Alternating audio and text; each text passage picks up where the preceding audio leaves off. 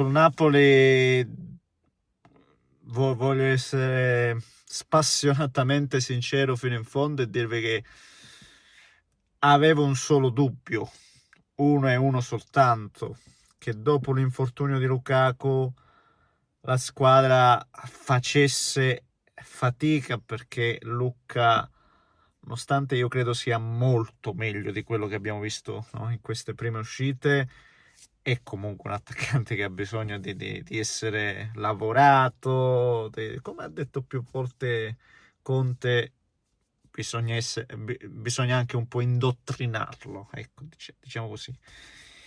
E avevo un dubbio, che Lukaku si critica, lo si giudica, tutto quello che vi pare, non è il Lukaku Prime visto con Conte all'Inter, tutto quello che volete, ma Lukaku fa le sue sponde, fa il suo lavoro fondamentale nello scacchiere di questo Napoli. E quindi con il suo infortunio un dubbio, uno e uno soltanto, no? Che mancasse quella figura. De Laurentiis è andato a prendere Højlund, e stasera, ma non è che c'era bisogno di stasera, dubbio, completamente scacciato via, perché Højlund, ragazzi miei, che ha fatto? Che esordio è quello di Højlund? Napoli è una squadra cioè Højlund, per parlare di quelli davanti, ma se ti cito i 4 centrocampisti che ha al Napoli, De Bruyne, Lobotka, N'Gissà e McTominay, di che stiamo parlando?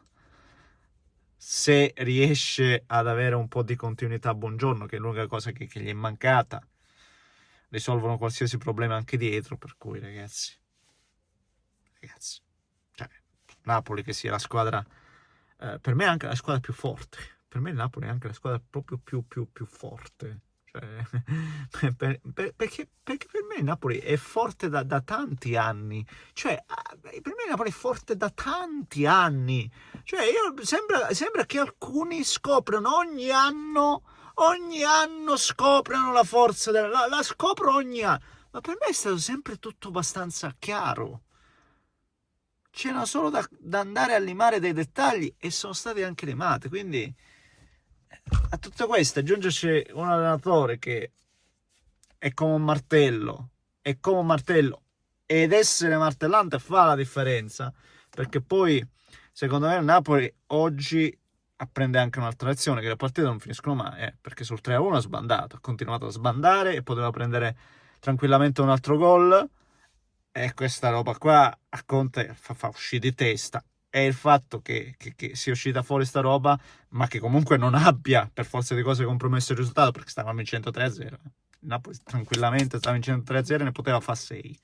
A un certo punto ne poteva fare 6, non fa 6, escono un po' i giocatori, esce appunto Højlund, e bisognava, no? Bisognava un po' controllare. Prendi gol e ti devi calare di nuovo sulla partita, no? La partita che avevi tranquillamente già archiviato, ma la partita non finiscono finché appunto non arriva il triplice, no? Il triplice fischio. E questa è una lezione su cui Conte batterà. Ma adesso approfondiamo tutto, ovviamente, come al solito. Prima vi invito ovviamente a lasciare un like, a iscrivervi al canale se volete seguire i prossimi contenuti, e domani ora ci lavorerò, anche perché figlio mio, e quando no, la testa è là, e quindi arriverà la live reaction per domani, quindi niente, vi invito ovviamente a trovare sotto in descrizione anche gli altri profili e tutto il resto. Grazie perché ho visto commenti, ho visto iscrizioni, ho visto quello che state combinando, siete sempre clamorosi, senza ombra di dubbio. E come dicevo prima, clamorosa è questa squadra, che se l'anno scorso partiva con handicap, quest'anno parte da quella base, parte dal tricolore, e da quello, secondo me, è una squadra che si è ancora ulteriormente completata, perché ci devi aggiungere un De Bruyne.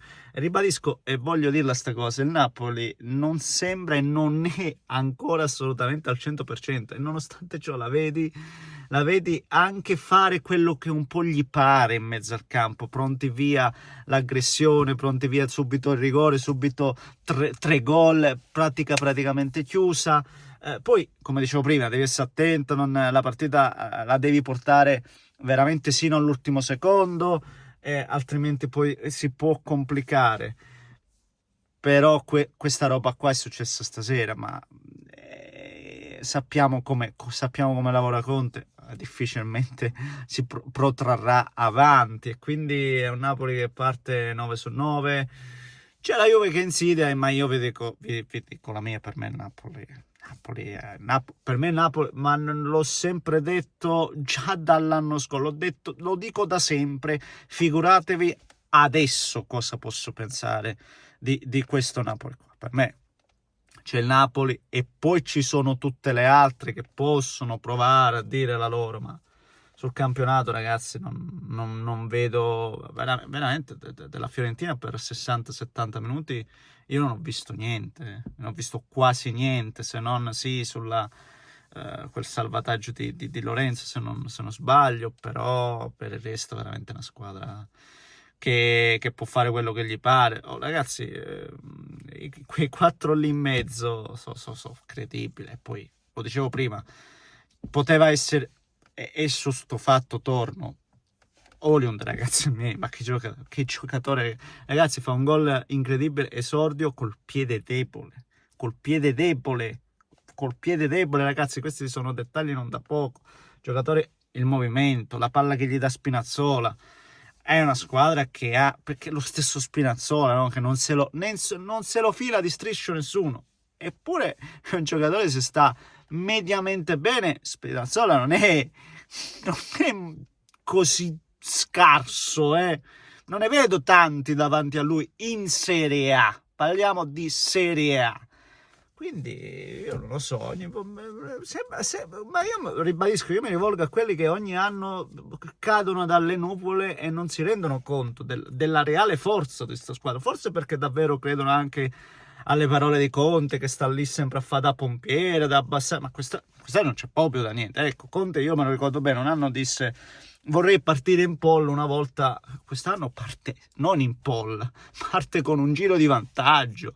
Non è che parte dalla pole position, parte con un giro di vantaggio su tutti gli altri, con una pista davanti a tutti gli altri, ragazzi. Ma proprio non si discute, ragazzi, non si discute. Poi magari avrà delle difficoltà, non lo so, vedremo una stagione, adesso c'è la Champions, vediamo un po', perché poi il bello del calcio è che tutto può cambiare, tutto può succedere. Tanti anni che sento dell'Inter, l'Inter la più forte, diventa più forte, e abbiamo vinto un solo tra virgolette, perché io comunque me lo porto tanto nel cuore, e va bene, forse va bene, però Napoli, ragazzi, ma di che cosa? E poi chiudo solo sul portiere. Il discorso portiere va approfondito. Vi dico soltanto, lo so già bene, tutti quelli che criticavano Meret, se l'avesse subito Meret quel gol che prende oggi Savic, era già lì sul crocifisso, 100%. Poi attenzione, non sto dando in testa a Milinkovic Savic, che sia chiaro, anche perché poi ha fatto delle parate interessanti, soprattutto quella tu per tu con, non mi ricordo con chi era tu per tu, Fazzini da quella bella palla con Piccoli. Però io resto del partito che Meret non è così scarso come tanti, anche lui come tanti vogliono, come tanti lo hanno bollato, ecco, sostanzialmente. Va bene, ragazzi, poi sulla Fiorentina che c'è, me l'aspettavo un po' più avanti la Fiorentina. È anche vero che poi la reazione è stata bella negli ultimi 15-20 minuti, soprattutto nei cambi con l'ingresso di Fazzini, qualcosina. La Fiorentina, Dzeko proprio non l'abbiamo visto praticamente, me l'aspettavo un po' meglio, però non lo so, io voglio dare tempo a Pioli, ecco, ma il discorso è che la Fiorentina questa è sostanzialmente, ecco, anche gli altri anni che si dava sempre addosso agli altri allenatori, a Italiano, a Palladino, la Fiorentina è questa, e non so quanto si possa chiedere di più dalla Fiorentina, cioè questa, non questa nel senso quella di oggi o quella, però questa nel senso questa, non so se mi spiego, vabbè. Signori miei, un grande abbraccio da Neschi, fatemi sapere cosa ne pensate voi, commentate e se volete iscrivetevi al canale, perché ribadisco, domani vi divertite, voi, io mica tanto.